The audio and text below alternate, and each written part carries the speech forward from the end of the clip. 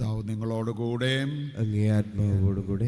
വിശുദ്ധ യോഹന്നാൻ അറിയിച്ച പരിശുദ്ധ സുവിശേഷത്തിൽ നിന്ന്. കർത്താവേ, അങ്ങേക്ക് മഹത്വം. അധ്യായം 20 2 മുതലുള്ള തിരുവചന ഭാഗം.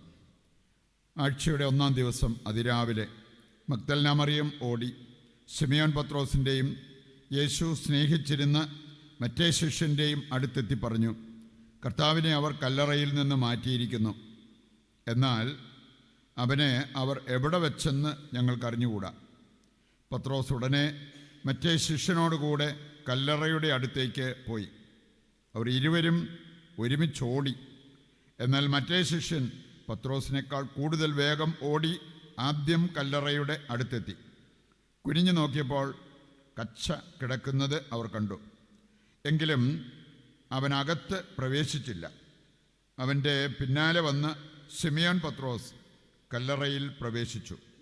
കച്ച അവിടെ കിടക്കുന്നതും തലയിൽ കെട്ടിയിരുന്ന തൂവാല കച്ചയോടുകൂടി അല്ലാതെ തനിച്ച് ഒരിടത്ത് ചുരുട്ടി വച്ചിരിക്കുന്നതും അവൻ കണ്ടു. അപ്പോൾ കല്ലറയുടെ സമീപത്ത് ആദ്യമെത്തിയ മറ്റേ ശിഷ്യനും അകത്ത് പ്രവേശിച്ച് കണ്ട് വിശ്വസിച്ചു. കർത്താവിൻ്റെ സുവിശേഷം. ക്രിസ്തുവേ, അങ്ങേക്ക് സ്തുതി.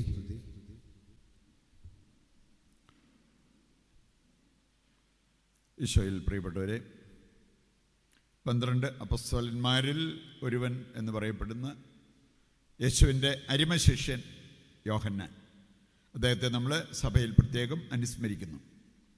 സാധാരണ പറയാറുള്ളൊരു കാര്യമാണ്, കട്ടിലെ കിടന്ന് മരിച്ച അപ്പസ്തോലന്മാരിൽ ഏക വ്യക്തി യോഹന്നാൻ സ്ലീഹയാണ്. ബാക്കി എല്ലാവരും രക്തസാക്ഷിത്വം വഹിച്ചു. പക്ഷെ നമുക്ക് കാണാൻ സാധിക്കും, യോഹന്നാനെ തിളച്ച എണ്ണയ്ക്കകത്ത് ഇട്ടതാണ്. അത്ഭുതകരമായിട്ടാണ് അവിടുന്ന് ദൈവം അവൻ്റെ ജീവൻ പരിരക്ഷിച്ചത്. അതുകൊണ്ട് നമുക്ക് വേണമെങ്കിൽ ഇങ്ങനെ പറയാം, 12 പേരും രക്തസാക്ഷികളായവരാണ്. അതിലൊരാളെ നമ്മൾ പ്രത്യേകമായിട്ട് അനുസ്മരിക്കുക. യോഹന്നാൻ സ്ലീഹ അരിമശിഷ്യൻ. നമ്മൾ കണ്ടു ഇന്ന് 2 അപ്പസ്തോലന്മാർ ഓട്ട മത്സരത്തിൽ 1-ാം സ്ഥാനം കിട്ടിയത് ഈ യോഹന്നാൻ സ്ലീഹയ്ക്ക്. പക്ഷേ ധൈര്യത്തിൻ്റെ കാര്യത്തിൽ 1-ാം സ്ഥാനം പത്രോസിനായിരുന്നു. 2 പേരും ഓടി കല്ലറയിങ്കൽ ആദ്യം യോഹന്നാൻ സ്ലീഹ ചെന്നെങ്കിലും അകത്ത് പ്രവേശിച്ചില്ല. പക്ഷെ അവനവിടെ വെയിറ്റ് ചെയ്തു.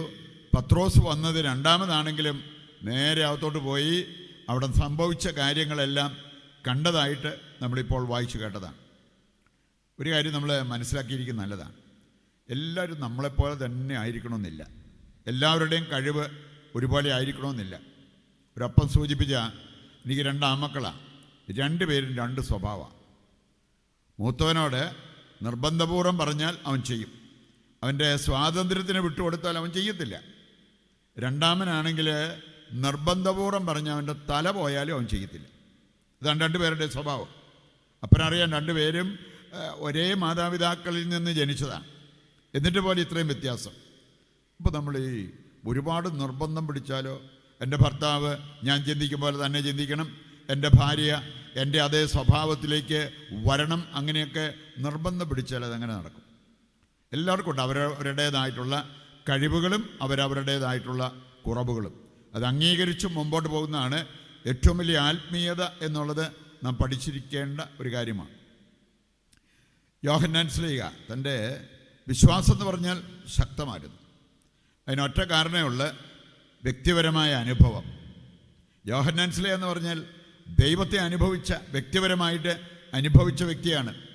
അദ്ദേഹത്തിൻ്റെ ലേഖനങ്ങൾ വായിക്കുമ്പോൾ ഞങ്ങൾ കണ്ടതും കേട്ടതും തൊട്ടനുഭവിച്ചതുമായ കാര്യങ്ങൾ. പല ക്രിസ്ത്യാനികൾക്കും പറ്റുന്നൊരു പ്രശ്നം, വ്യക്തിപരമായ അനുഭവമില്ല. കുറേ കണ്ടിട്ടുണ്ട്, കേട്ടിട്ടുണ്ട്, അങ്ങനെയുള്ള കുറേ കാര്യങ്ങളൊക്കെ പറയാൻ പറ്റും. വ്യക്തിപരമായിട്ട് ദൈവത്തെ അനുഭവിച്ച ആ ഒരു അനുഭവം, അതൊരു മുതൽക്കൂട്ടായി മാറിയ എത്ര പേരുണ്ടാവും? നെഞ്ചത്ത് കൈവച്ച് നമ്മളിൽ എത്ര പേർക്ക് ആത്മാർത്ഥമായിട്ട് പറയാൻ സാധിക്കും, ഞാൻ ദൈവത്തെ അനുഭവിച്ചിട്ട് അനുഭവത്തിൻ്റെ വെളിച്ചത്തിലാണ് ഞാൻ ജീവിക്കുന്നത്.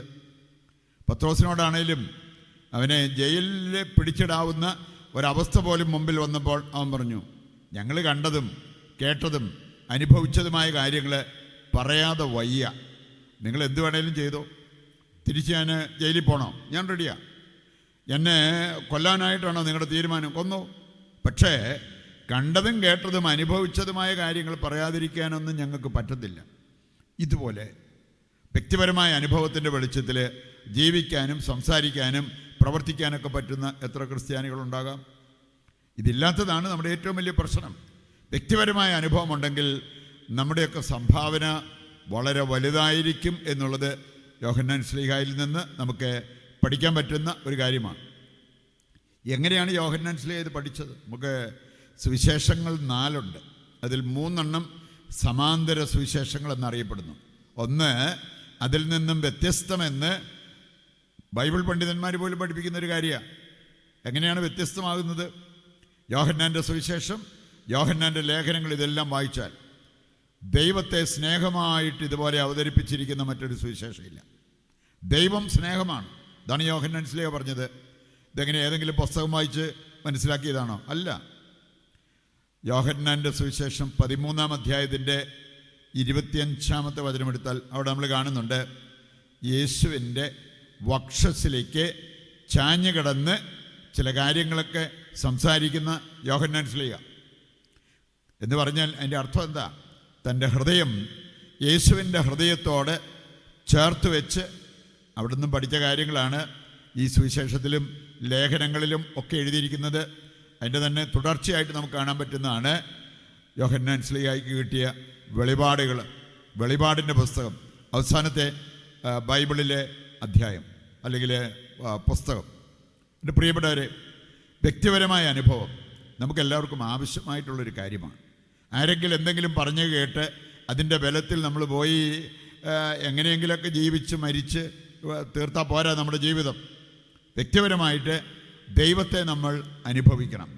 അനുഭവത്തിൻ്റെ വെളിച്ചത്തിൽ ജീവിക്കുന്നവരായി മാറണം. അങ്ങനെയുള്ളവരെ ആര് കളിയാക്കിയാലും അതവരെ ബാധിക്കത്തില്ല. എത്ര കടബാധ്യത വന്നാലും അവർ ആത്മഹത്യയെക്കുറിച്ച് ചിന്തിക്കത്തില്ല. അതല്ലെങ്കിൽ ഒരല്പം പണം സമ്പാദിക്കാൻ വേണ്ടി ഒരു തിരിമറി കാണിക്കാനോ ഒരു നുണ പറയാനോ കള്ളത്തരം കാണിക്കാനോ അങ്ങനെയുള്ള കാര്യങ്ങൾക്ക് അവർ തയ്യാറാകില്ല. തയ്യാറാകാതിരിക്കണമെങ്കിൽ ഈ വ്യക്തിപരമായ അനുഭവം വളരെ ആവശ്യമായിട്ടുള്ള ഒരു കാര്യമാണ്. നമുക്ക് ഇന്നത്തെ 2 വായനകളും പ്രത്യേകം അടിവരയിട്ട് നമ്മളെ പഠിപ്പിക്കുന്നത് ഈ ദൈവാനുഭവത്തിൻ്റെ ആവശ്യത്തെക്കുറിച്ചാണ്. യോഹന്നാൻ ശ്ലീഹായുടെ ആ ജീവിതം നമ്മെ പഠിപ്പിക്കുന്നതും ഇതിൻ്റെ ആവശ്യകതയെക്കുറിച്ചാണ്. പഠിച്ച് അതിനനുസരിച്ച് ജീവിതം ക്രമീകരിച്ച് മുമ്പോട്ട് പോകാൻ നമുക്ക് സാധിക്കുന്നുണ്ടെങ്കിൽ നമ്മുടെ ജീവിതത്തിൽ അത് വലിയൊരു മുതൽക്കൂട്ടായിരിക്കും. നമ്മുടെ സംഭാവന സമൂഹത്തിലേക്കുള്ള കുടുംബത്തിലുള്ള നമ്മുടെ സംഭാവന വളരെ വലുതായിരിക്കും എന്നുള്ളത് നാം തിരിച്ചറിയണം. എഫേസ്യസ് 4:16 വായിച്ചാൽ അവിടെ പറഞ്ഞിരിക്കുന്നൊരു കാര്യമുണ്ട്. നിൻ്റെ ശരീരം മുഴുവൻ ദൈവസ്നേഹത്തിൽ രൂപപ്പെടണം. ജീവിതം രൂപപ്പെടുത്താത്ത പ്രാർത്ഥനകൾ കുറേ ചൊല്ലി നമുക്ക് മുമ്പോട്ട് പോകാം. അതല്ല, നിൻ്റെ ശരീരം മുഴുവൻ രൂപപ്പെടണം ദൈവസ്നേഹത്തിൽ. അത് സംഭവിച്ചു കഴിഞ്ഞാൽ പിന്നെ നിൻ്റെ കണ്ണുകളെ നിയന്ത്രിക്കാനോ മനസ്സിനെ നിയന്ത്രിക്കാനോ നാവിനെ നിയന്ത്രിക്കാനോ ഒന്നും ഒരു ബുദ്ധിമുട്ടും വരത്തില്ല. ഈ രൂപപ്പെടൽ ഉണ്ടാകാത്തത് കൊണ്ടാണ് നമ്മളിന്ന് ഇതുപോലെ കടന്ന് കഷ്ടപ്പെടുക. വീണ്ടും നമുക്ക് കാണാൻ സാധിക്കും, വിശുദ്ധ അഗസ്തീനോസ് അദ്ദേഹം പഠിപ്പിച്ച ഒരു കാര്യമുണ്ട്. ഒരു കാലത്ത് വളരെ ജഡികനായി ജീവിച്ചവൻ, പിൽക്കാലത്ത് അവൻ ദൈവത്തെ പ്രണയിച്ച് ജീവിച്ചവൻ. ഞാൻ വിളിച്ചു പറഞ്ഞൊരു കാര്യമുണ്ട്, ദൈവത്തെ സ്നേഹിക്കുക, എന്നിട്ട് ഇഷ്ടമുള്ളത് ചെയ്തു. Love God, do what ever you want. നിനക്ക് ഇഷ്ടമുള്ളത് ചെയ്യാം, ദൈവത്തെ പ്രണയിക്കുന്ന ഒരു വ്യക്തിയാണെങ്കിൽ.